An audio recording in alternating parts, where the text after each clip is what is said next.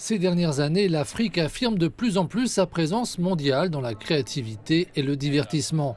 En témoigne l'augmentation du nombre d'artistes récompensés aux Grammy Awards et des films à succès. Ces talents ont été pleinement mis en avant à la Fame Week Africa avec une mode audacieuse, une musique puissante et des récits originaux.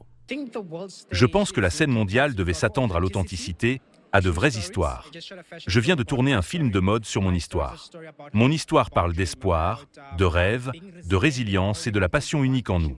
Cette histoire est devenue Threads of a Dream, une collaboration entre mode et cinéma qui mêle résilience, beauté et sens. J'aime la diversité sud-africaine. J'aime la résilience des Sud-Africains.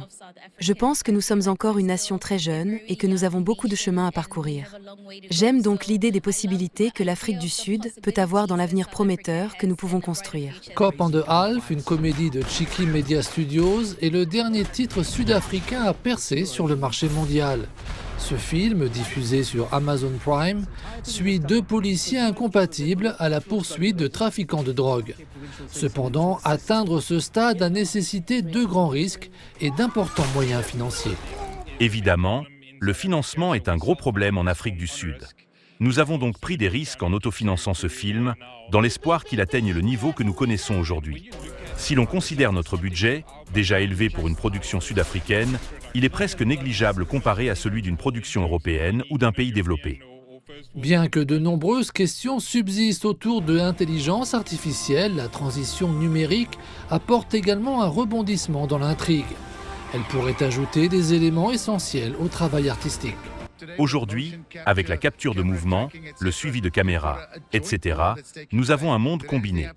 Tout ce qui se passe dans le monde virtuel peut être étendu à la plateforme réelle. Et cela, je pense, change la dynamique des plans télévisés tout en nous permettant de proposer un contenu qui touche nos audiences. Un fossé subsiste cependant.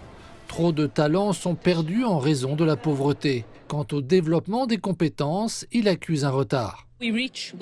Nous sommes riches en histoire, mais il fallait toujours qu'une société de production du Royaume-Uni ou des États-Unis les raconte, empêchant ainsi nos jeunes et nos propres talents de le faire.